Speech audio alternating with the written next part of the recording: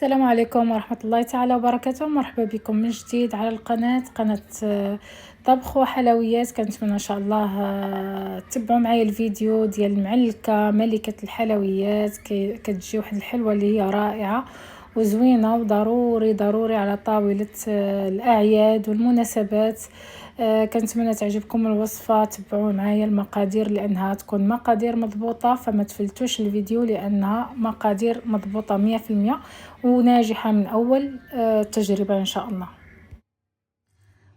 المقادير اللي عندي هنايا كيف ما كتشوفوا، عندي هنايا نص كيلو ديال الكاوكاو محمر طحنته، معلقه كبيره ديال الكاكاو المر، كاس ديال العنبه سكر حبيبات، 2 معالق كبار ديال الكونفيتور، 2 بيضات كاملين صافي مليحه. وغادي نخلط كل شيء وبقاو معايا حتى نديرو ان شاء الله نكوروها. درت يا ربي ساشيه ديال الخميره ديال 8 غرام، الا كانت عندكم ديال 11 غرام ما ديروهاش كامله، المهم عينكم ميزانكم.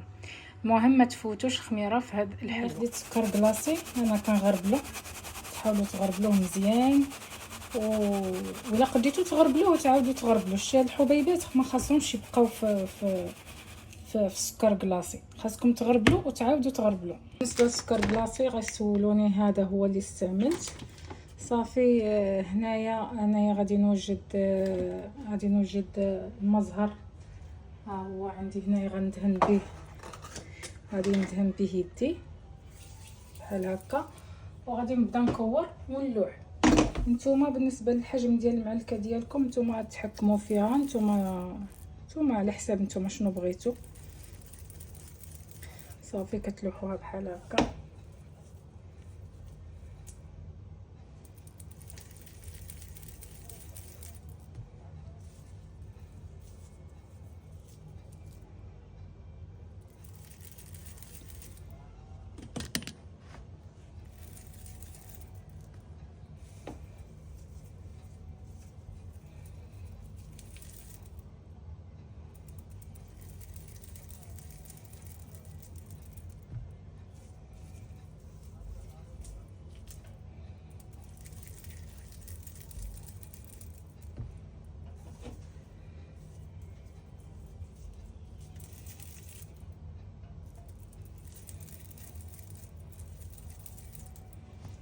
صافي هنايا من الاحسن تكون شي حاجه كبيره اللي تقدروا تمرمدوا فيها الحلوه ديالكم.